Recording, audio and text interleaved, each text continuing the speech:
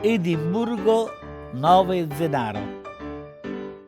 Cara mamma, vengo da tu con questa lettera più lunga e un pochettino sbrodolata, per via che c'avevo la tolla spanto al latte che sono sempre addormentato la sera.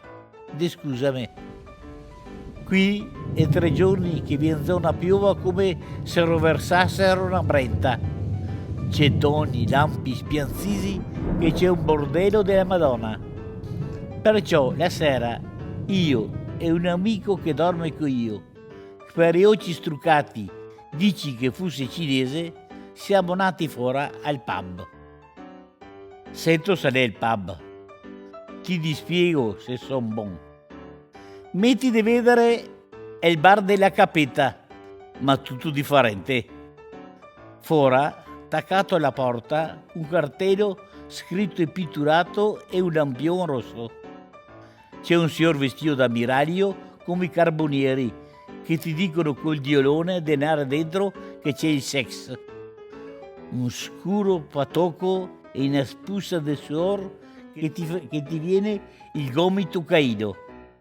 Appena dentro mi è venuto da scappare fuori, che c'era il biraglio che mi ha tratto dentro con urton, vilan. Cara mamma, mi vergogno come un slandrone di tuo figlio peccatore, amen. Una carga di donne nude, con tutto fuori che favano le cameriere. Neanche il grembialo, niente, nude, crue, con un lastico in mezzo alle culate che si deve fare un male che non si sa perché le continua a remenarsi. Al cinese che si sono struccati gli occhi ancora di più che parlare avanti le toccava tutte per via che le era orbo come una tombinara, ma mia coglion. Finalmente siamo sentati a un tavolino che c'erano 2 donne pitture, in bocca e negli occhi, coi capelli verdi e zali, una tutta rossa con fa una panoccia, vestiti di corame nero, con ciodi, caene, lucchetti, senge e con recinta alle orecchie, al naso e ai labari e perfino al brombigolo della panza. Cara mamma, mi vergogno che non lo sai Don Arcesio, che lo dice in chiesa alla funzione e la ginetta la melassa de moto che io moro del crepacor da un colpo. Quel che ti dico, tienilo per tu come una tomba coperta al camposanto che non parla mai. Dopo un poco arriva la cameriera, bella, alta, coi tacchi, e si vedeva tutto, come la betta con la fai porzelletti, tagliana sta ramenga, tagliana, che mi dice, cosa volete da bere? Tacco io, una gasosa con la baletta di vero per mio neodo ginetto che si gode, e il cinese dice un whisky. La italiana dice, e per le donne chi offre? No, ragazzi, dico io, c'è le che non li conosco e non sapio neanche chi sia. Loro le tacca a sbragare il scozzese che non si capisce. Tutti mi guarda e dice, tagliani, villani, maccaroni, mone, anche al cinese che non entra per niente che le zalo e piccinin.